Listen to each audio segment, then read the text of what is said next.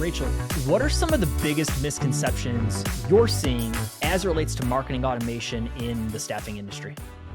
Yeah, I feel like some of the biggest misconceptions in staffing and marketing automation are that automation is just a way to send a lot more emails in a sequential format. So a lot of companies are using automation and saying, okay, I have 10,000 people that I want to reach out to. I'm going to send 10,000 people this series of 8 emails, and automation is going to take care of sending all 8 of those emails for me rather than, me pressing send on each of those emails. And really, that's not true automation. That's just sending emails.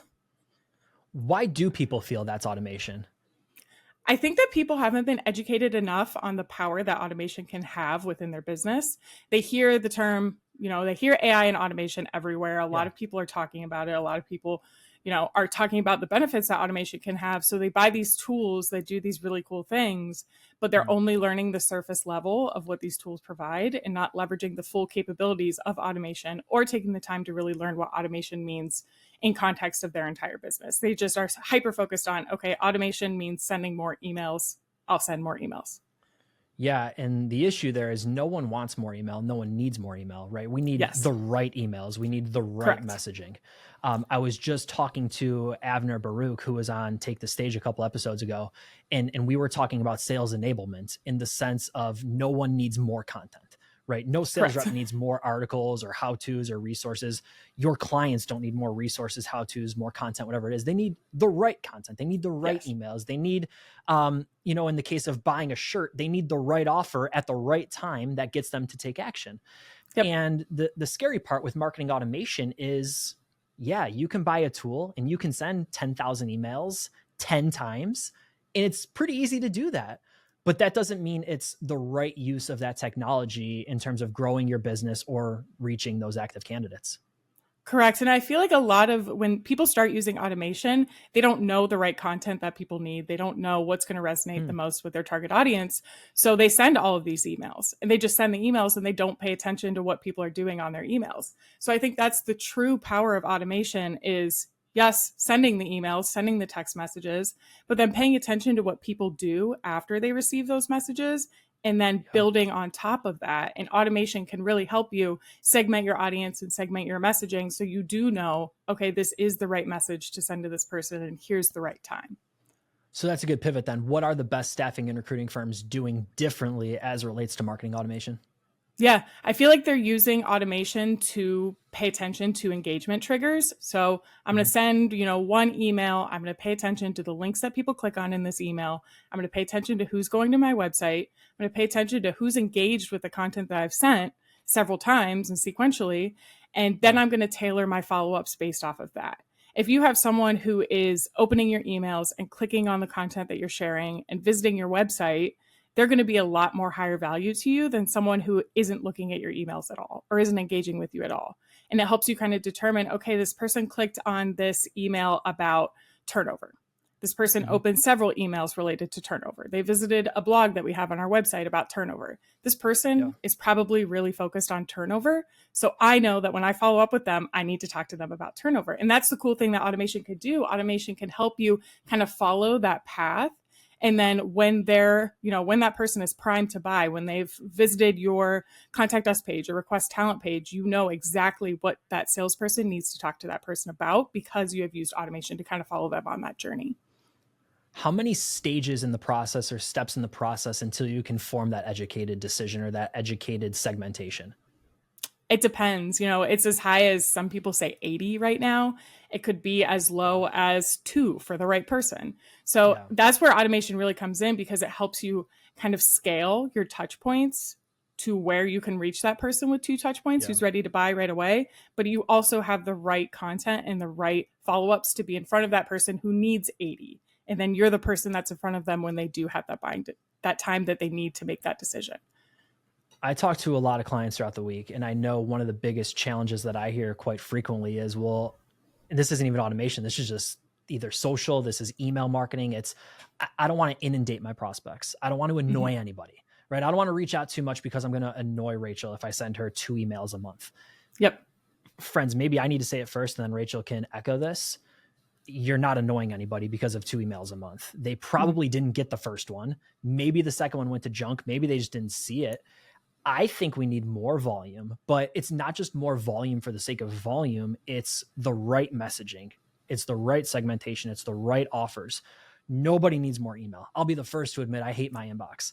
Unless it's somebody, a Team Haley member or it's a client. I hate my inbox. I am so good at blocking junk and spam and foldering it out and getting rid of it. I hate all of that stuff. But the right message at the right time, I love. Yeah. And I think where I'm going with this is we need to make sure we have the right message. We need to have the right conversation, and we need to be strategic in everything we're doing. Yeah. And it makes me think about some junk mail that I'm getting. Someone keeps sending me the same email about using AI. How are you using AI in your business? Same subject line. All go to my junk folder. I don't engage with any of them because I'm working in email. I'm working in automation. AI is something that's top of mind, but the way that you're presenting it to me doesn't really make sense. But someone who sends me an email about email deliverability, are your emails getting into the inbox? Email deliverability is something that I focus on every day. So I'm going to open an email about email deliverability, and then I'm going to engage with their link about, DNS records.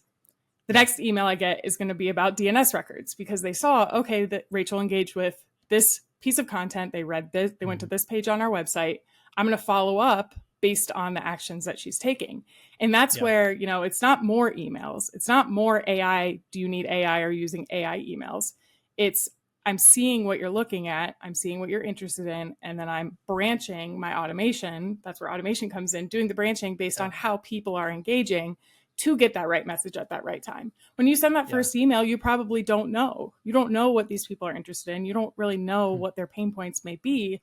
But as you see what they're clicking on, as you see what they're engaging with, you find that out and you can send them down specific paths based on that interaction that they have. I love that kind of marketing. As a consumer, I love it very much. I've said on stage multiple times, I think I've even said it on the show a couple of times, there's a workout supplement that I use religiously. And they are so good at knowing what I've looked at because I'm logged into the site. They know the links that I'm clicking in their email. If I don't buy it, I get a text. If I don't buy it after a day, I get a $10 off text. And it's almost now to this point where it's like, well, listen, I know I'm going to need this in a week. So let's go look at the product, ignore it. Cause now I'm going to get maybe 25% off and I know it's coming and they're okay with that. They know that that's like the threshold of how much they're willing to give off for the product. But it's because they have the marketing automation in place to know the consumer so well that they can then have an excellent offer that I have to click on. And that's where I think a lot of staffing and recruiting firms get it wrong is we're using automation to send out, generic messages where we're spamming people. Very clearly we're spamming people and we're doing it under the guise of marketing automation. And Rachel, what I love that you and the team are doing is you're thinking through what does the journey look like? If somebody clicks A over B, what journey should we then put them on or path should we then put them on? We need to be thinking through that. My question for you, Rachel, for the average person listening right now who doesn't have a team like ours, how do you even get started in something like that? Because it sounds like a very daunting task. Hey, it's Brad taking a short break to tell you about my friends over at Broad and Madison. If you're running a staffing firm and your tech stack feels more like a roadblock than a growth engine, Broad and Madison is your fix. With over 60 years of recruitment technology expertise, they streamline your systems, automate the boring stuff, and make your tech finally work for your team, not against it. They're not just another managed services provider, they're technologists first. With deep Bullhorn know-how and real-world implementation experience, Broad and Madison doesn't just keep your systems running, make them smarter, faster, and more profitable. To learn more about my friends over at Broad and Madison and how they can help your staffing firm maximize its technology, visit broadandmadison.com. Again, that's broadandmadison.com. All right, let's get back to the show. Yeah, I think it's a lot easier than some people may think. And it's as simple as mapping out your customer journey. Your salespeople know the people that they're selling to. They know, which touch points resonate with them. They know, okay, I can usually have this conversation after I make this many phone calls or after I send this email, this is usually what happens. So it's as easy as mapping out your customer journey and then looking at it holistically and saying, okay, where do our salespeople, where can we send emails? Their salespeople are doing manual work right now that we don't need them to be doing. Or let's look at the beginning of the customer journey and say, okay, we have all these prospects that may be cold, that we haven't touched yet, that are lower level D prospects, that our salespeople are like, it'd be nice to have them, but we don't need them right away. What can we send to them that makes sense to them? So we can push them up to where they are that A prospect and they are ready to buy. I like using automation in tandem with the sales team, especially on that like lower DC prospect level, because it still helps the sales team focus on their higher value prospects. At the end of the day, relationships win. You know, you want to have those personal relationships, but it takes care of that building trust at the C and D level to where those people do get to that A level, and then the salespeople can handle that relationship building with them. So if that makes sense, it's kind of like taking care of a lot of the prospecting, but also, I feel like I pivoted there. It helps take care of the prospecting, and then by mapping out the customer journey, you can see where automation fits the most in your current buying process. Right. Yeah, it's interesting. In a world where we want to be more human, right? Because I think everyone is going down, I'm going to call it fake automation and fake AI path, right? Everyone thinks they can do AI. Everyone thinks they can use automation. AI to me, and even automation, it's the Wild West that social media was 10 to 15 years ago, right? Everybody thinks they can do social media marketing or they're a social media expert because they have a Facebook. You know, that was sort of the logic 15 years ago. And we learned, well, to get really good at it, you needed to be able to write headlines. You needed to be able to create creative. You had to create video, audio, photos, graphics, whatever it might be. There was a lot that went into it. AI automation to me right now, it seems like the Wild West in the sense of I can buy the tool and I can say I'm doing marketing automation, but am I really? Yeah. And where I love how you're educating everyone right now is thinking through that customer journey, thinking through even different segments, right? So your current customers should be on some form of automation. Your former customers should be on some form of automation. People who have never heard of you, who you're trying to prospect with and you're trying to almost qualify or pre-qualify, should be on some form of automation campaign. But all of those messages are very, very different. They're very different sorts of individuals in the buying process. Yeah. And I think another piece of automation that a lot of people don't consider when they buy these tools is the quality of data. You can use the data that you have in your ATS or your CRM currently to run automations on what's already in your database. Are you keeping track of the last time someone had a job order? Are you keeping track of the last time you contacted a previous customer? Those types of things can let you set up really smart automations that usually come with the quickest wins. But a lot of places where staffing clients are lacking right now is in the data spot. Is my data good? Do I, I talk about a lot on the candidate side. Clients will come and they'll be like, I need new candidates. I need new candidates. I need to reduce my job board spend, but I need new candidates. So what do I do? And the first question I ask is, how many candidates do you have in your database right now? Well, 800,000.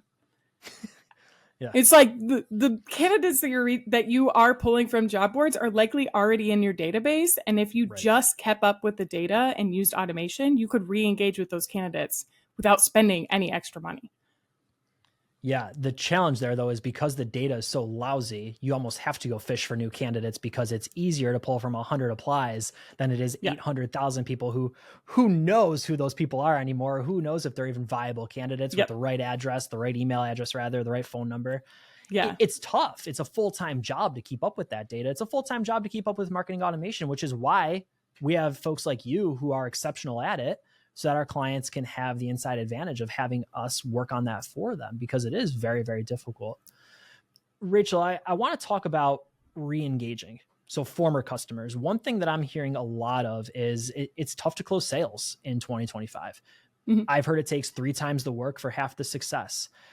We can't get prospects on the phone. We can't drive new orders. Now, there are ways around that. There are some fantastic sales coaches in the industry.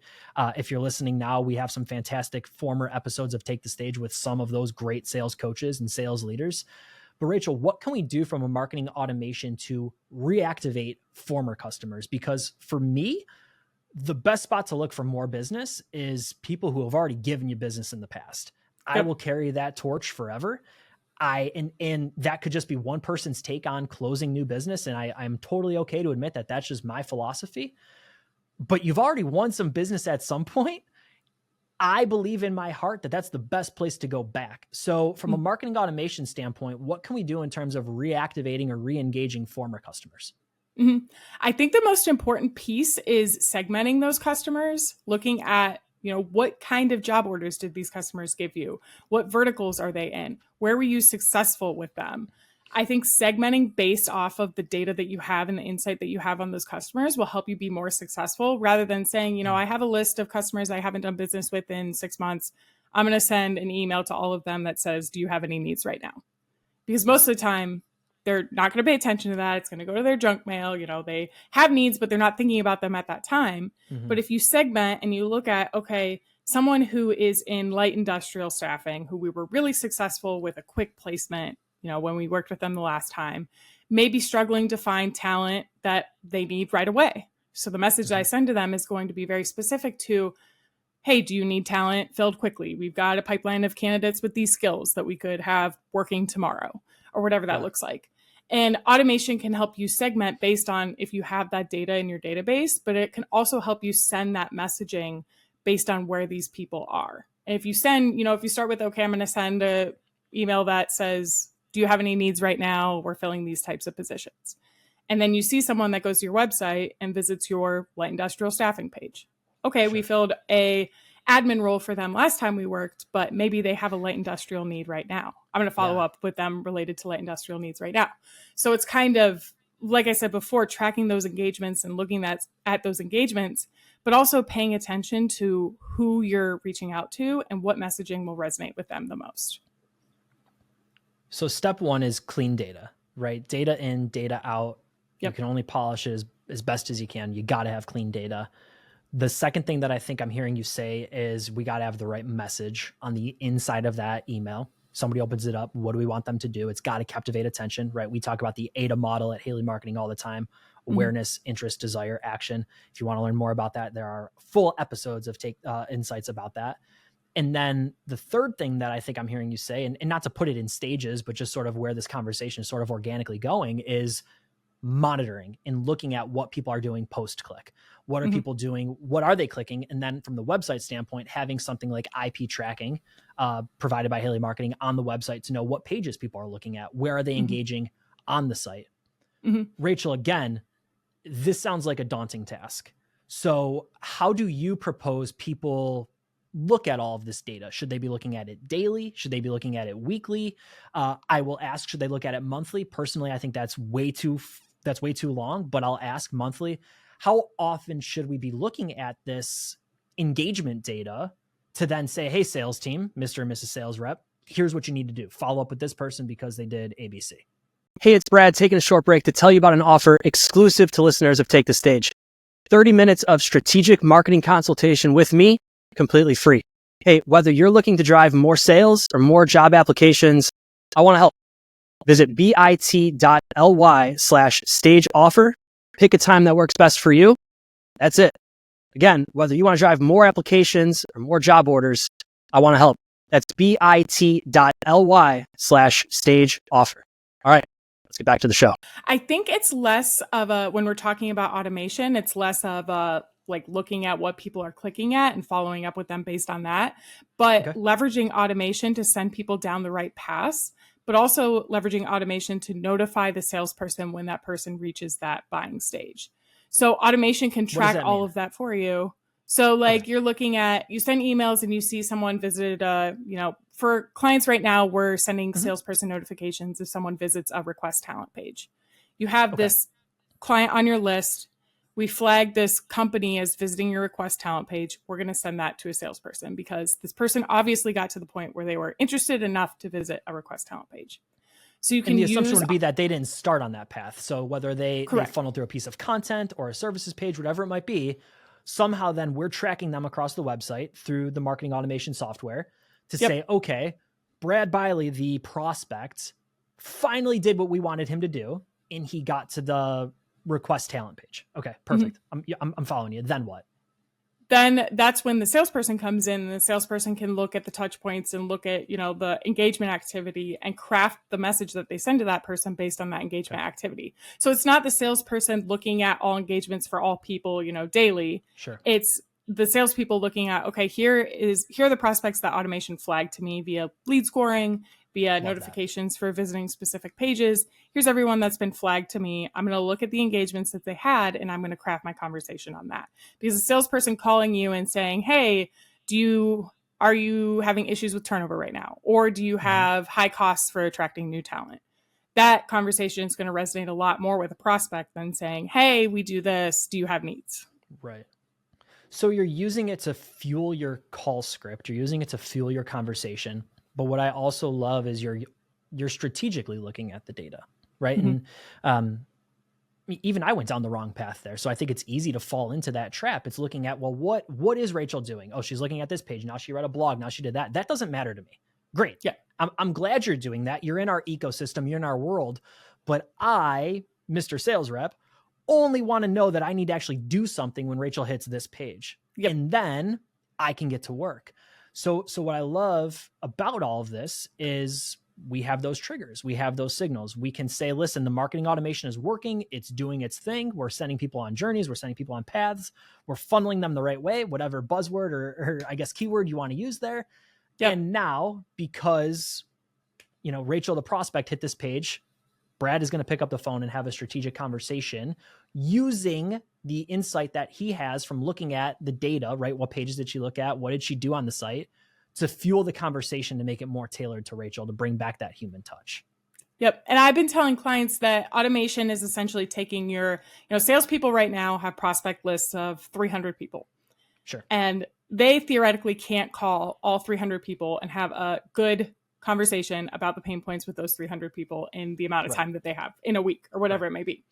So we're taking that 300 people list and we're shrinking it down to, okay, here's 25 people that you want to prioritize phone calls with, but these 25 people have already shown buying signals, have engaged with XYZ.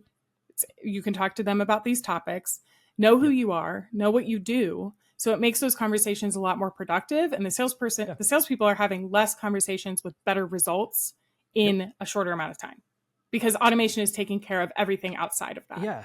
I mean, you're speaking my language, right? So perfect example. In my InMail today, someone saw me speak at a conference 2 weeks ago, reached out to me and said, Brad, I want to learn about how to reactivate former customers. That's all I want to learn about. So from a marketing automation standpoint, right? And I'm putting myself now in that scenario. Had I had that insight, it's a super easy conversation because I'm not coming in and saying, hey, let's talk about marketing, right? Like at the end of the conversation, let's talk about marketing for your staffing firm. I can put together a consultation brief only on re-engaging former customers. And where I think there's so much value there is it makes the sales process easier, more efficient in my standpoint, in my perspective, more strategic conversations. You're not wasting time. I don't think any sales rep, maybe there's a handful of people who love making cold calls. I have talked to some of them. Yeah. They're crazy people. The majority of them should not or do not. Maybe they do, whatever, certain different personality type. I do not. Yeah. But I would rather, perfectly, Susan from our team will probably once or twice a week reach out and say, hey, this client is interested in learning more about this specific challenge that they're having. Can you give them a call and just talk through it? That's the call that I want to have. I don't want to be cold calling people saying, hey, let's talk about marketing. So it's that funnel, that path, that more strategic high level conversation where I think sales reps thrive anyways. We want to talk to people. We want to be seen as a resource. So I'm following you. I'm all in. I love the idea. Yeah. And I think that's where more people need to think about automation almost as an asset to their sales team to make their sales team more productive and more strategic, as opposed to a replacement for their sales team. Automation's not going to, go out. Automation's not going to build relationships for you at the end of the day. Sure. And this is a relationship focused business. So automation can take care of a lot of that initial attention, trust building, collecting buying signals. Yeah. And providing that to the salesperson, then the salesperson going in blind and being like, well, I guess I got to make 100 cold calls to this list that I have, and I don't know what to talk to any of them about. I'm going to call them and I'm going to say, do you have a need right now? It's a sales tool. It's not a replacement. That was a phenomenal way to frame it and a phenomenal way to articulate it. I think the best staffing and recruiting firms right now understand that. And I think the ones who are struggling think it's replacing their sales team. And I think they're setting and forgetting. And it's just not the case. Go ahead, please. Yeah. It's the same way that people look at automation for candidates. A lot of really good staffing firms are using automation on the candidate side to see what candidates are looking for jobs, to pull interested candidates based on the jobs that they are interested in, to update candidate data, to leverage their database rather than spending thousands of dollars on job boards to fill these jobs that they have. Right. So it's kind of thinking about that in the same way. I feel like a lot of people have caught on to the fact that automation is not replacing my recruiters. It's not doing my recruiter's job for them, but it's improving the candidate experience and putting the best candidates in front of my recruiters so my recruiters can do what they're good at. It's the same thing. It's the same philosophy on the sales side. It's gathering all of that data so you can put people who are ready to buy in front of your sales team so your sales team can do what they're the best at. How do we clean up our data? So one thing that I've kind of been marinating on for a second is, okay, let's, in the example that you had, 800,000 people in a database, massive number, right? And let's say that's a drastic extreme. There's 1,000 people in the database. Yeah. Is it literally going line by line and screening these people and calling Brad Biley and saying, hey, is this still your active phone number? I know we reached out a little while ago. We helped you with a placement back in ABC, whatever it is. Is it having a one-to-one conversation? Are there services that can help? What do we do? Let me back up. I guess speak to the staffing owner right now who's listening saying, hey, that's me. We have terrible data. And I want to go down this marketing automation path, but I know it's going to be a waste of time because of our data. Or is it a waste of time? What do you say to that person? I think on the sales side, I always advise, I have a client right now that's like, my people have changed jobs. I don't know how up to date my data is. I always advise, let's send an email to them anyway. And then through sending that email, you'll gather a list of people that have bounced. Then those are the people that you follow up with and the people that you prioritize cleaning up the data for rather than looking at everyone in your database. So don't delete it all. Start with what you have. Sorry to cut you off, but start with what you have and then use the automation to do the work for you. Yeah. And automation can help clean up data in a lot of places too. It's not just an outreach tool. Automation tools like Sense and Bullhorn Automation on the candidate side, especially, can send out surveys to candidates where, is this your most up-to-date phone number? Is this your most up-to-date email? Is this your most up-to-date job title? Is this your most up-to-date salary requirement? They can fill in all of that data via a survey that's then written back to the ATS. So all of that data is updated via automation without the recruiter having to do anything. Yeah. But it's also just looking at post-click what's happening. If I send out 800,000 emails, which is an absurd number, how many people take action? How many people actually click on something? What is the data going on post-click? Are they looking at key pages on my site? Are they making it to a page where then my sales rep needs to pick up the phone and call them? So you're sort of instinctively cleaning your data by having lousy data. So anyone can get started with marketing automation. You don't have to wait for the perfect time, the perfect data, because you can have the right systems in place that are sort of organically and inherently cleaning it up for you. Yeah. And the thing that I would not do, which I feel like a lot of people listening would be like, oh, okay, I'm going to send out 800,000 emails and see how many people bounce. It's segmenting that list and saying, okay, I'm really focused on healthcare staffing right now for nurses, per diem nurses. I'm going to send out a campaign for per diem nurses, and I'm going to focus on cleaning up that data first and kind of building from there. It's not I'm going to send out everything to everybody in my database, and then I'm going to get a 25% bounce rate that tells me that 25% of my database is bad. I'm going to segment, and I'm going to look at the data that I do have and then see what happens and track what happens after I send using that data. Where does this fit in the overall marketing mix? Is this something that should be in conjunction with other key marketing activities, key marketing functions? How do you see this fitting in the overall marketing mix? Yeah, I feel like it fits in two places. At the top of the funnel to go outbound and prospects and get them to the point where they're engaged and in front of your salespeople. But also it works in the nurture space too. So if you have people that are in your database that you're not sure, if they are looking to buy or if they're interested or if they would be a good fit for these things, you can use it to nurture those contacts as well to the point where they are at that buying process. So you can take people all the way through the funnel with this, or you can start in the middle of the funnel with contacts that you've already generated, you have some interest and some awareness with, to get them the rest of the way through the funnel. Yeah, I'm sitting here thinking about how, the perfect pairing with some good pay-per-click advertising, some good direct mail, tying it all together and sort of just having this system that is nurturing a prospect that you want to be doing business with. I love that thought. I love, in a tough economy where it's tough to get people on the phone, living in their world, right? So we have the right smart marketing automation that is sending them the right messages at the right time based on their behaviors and what they're looking at. We have pay-per-click advertising that is, again, being triggered based on pages they're looking at, that is serving them the right messaging at the right time based on what they're looking at. We have direct mail that is then selling exactly what it is their pain points are, and we're dripping them with a campaign so that they are living in our world, we are living in their world, and wherever they look, we're hitting them strategically, and we're not overwhelming them, we're not annoying them, but we're doing it so smart and so strategically that they have to receive the message because they want to, because it's about things that they've been concerned about, that they've been looking into. So we're just being that trusted resource and almost being that friend that they've been looking for. Yeah. And it's important to note that automation is just one piece of the marketing puzzle. Right. You know, as a person who works in marketing, of course, I'm going to say that, but it really is. It's just one piece of the puzzle. When it takes, you know, sometimes, like I said, I've heard up to 80, 90 touch points to reach a prospect. You can't send 80 to 90 emails. It has to be a mix of emails, PPC advertising, display advertising, social posts, direct mail. It has to hit them in the place I used to work. We call this surround sound marketing. So like you have to hit them, literally surround them with your brand. You can't just hit them via one channel, and that channel being email, because it's easy to ignore.